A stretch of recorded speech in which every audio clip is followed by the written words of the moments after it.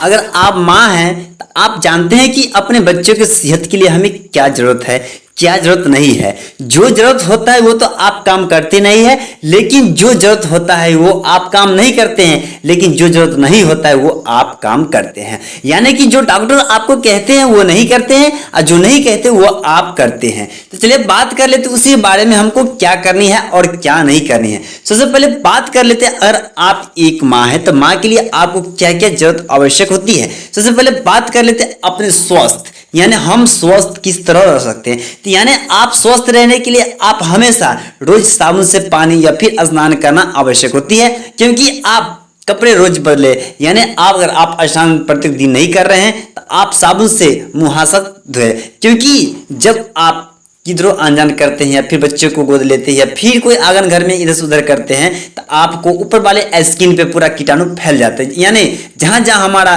खुला रहता है वहां वहां पूरा कीटाणु बढ़ जाता है। इसलिए आप साबुन से हाथ मुंह या फिर जहां जहां खुला हुआ जगह हो वहां पर धोना आवश्यक है, क्योंकि कीटाणु वहां का फिर नष्ट हो जाए।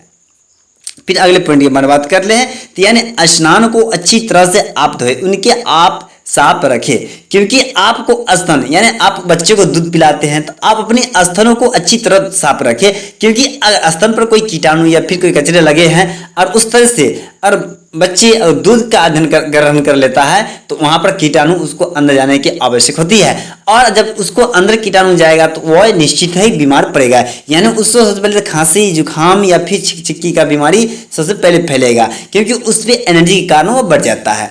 तो यहाँ पर आप इसको आप अच्छी तरह से जान लीजिए और अपने सबसे पहले ध्यान दीजिए। लेकिन अगली पॉइंट यहाँ पर संक्रमण से बचने के लिए आपको पेडियन की या फिर असंपर्क के बार यानी साफ कर सकते हैं। यानी और उसको आप साफ अगर नहीं करते हैं तो आप निश्चित है कि वहां पे कीटाणु ऑटोमेटिक जाए, क्योंकि आप जहां पे खाने पीने वाला या फिर दूध वगैरह इस प्रकार के होता है तो वहां पे कीटाणु सबसे अधिक बार फैलता है, क्योंकि आप बार बार वहां पर हाथ भी देते हैं क्योंकि बच्चों को पिलाने के लिए, और वहां पर आवश्यक होती है क्योंकि वहां पर कीटाणु निश्चित है बैठता है। जैसे कि हम खाना अगर खाते हैं या फिर कि वहां पर उठ बैठ ज्यादा करते हैं वहां पर कीटाणु मक्खी फिर बैठता है ना, जिसके कारण वहां पर कीटाणु ज्यादा फैल जाता है। तो आप इस बात को ध्यान रखें।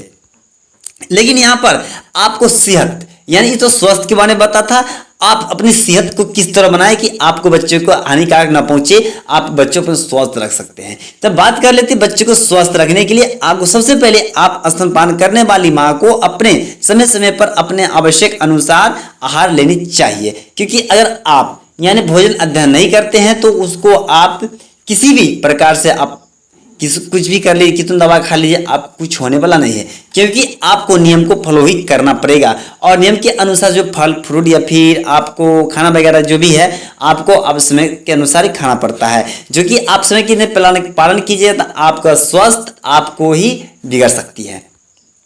अगले पॉइंट की बात करते हैं, अपने आहार से अस्थायी स्तर पर उपलब्ध यानी मौसमी भोजन यानी मौसम के अनुसार साग सब्जी यानी फल फ्रूट ये सब जो है आप मौसम के अनुसार अपना ग्रहण कीजिए, क्योंकि उसमें से समय के अनुसार कुछ करने पर उसमें बेनिफिट ज़्यादा होती है, यानी विटामिन उसमें से ज़्यादा ही मिलती है। और यहाँ फल सब्जियाँ जो है दूध वगैरह शामिल आप उसमें कर सकते हैं, वैसे भी आपको दूध वगैरह जो और साग सब्जी जो है कि वैसे भी मिलते रहता है, तो आप उसके ज़्यादा कोशिश कीजिए खाने के लिए। आप यहाँ पर है कि प्रचुर मात्रा में आपको तरल पदार्थ का सेवन करना चाहिए।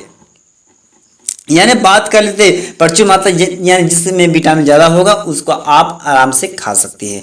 तो यहाँ पर ये सब कुछ पॉइंट थी। यहाँ पर आप यहाँ पर परिवार के कुछ ये सही हिस्सा है कि आप वो जाने योग्य है, तो आप यहाँ पर कुछ पॉइंट इसमें शेयर किए हैं। तो आपको ये वीडियो कैसे लगे, तो अगर अच्छे लगे तो मुझे कमेंट जरूर बताइए कि आपको ये वीडियो कैसे लगे। आप इसके नियम के फॉलो कीजिएंगे तो आपका शरीर और अपने बच्चों का शरीर आप स्वस्थ बहुत अच्छा रह सकता है। तो आप इस नियम को फॉलो करते रहिए, और कुछ इसमें के अब कुछ टूटी फूटी हो तो मुझे कमेंट जरूर बताइए कि आपको यहाँ पर फिर क्या कमी रह गया।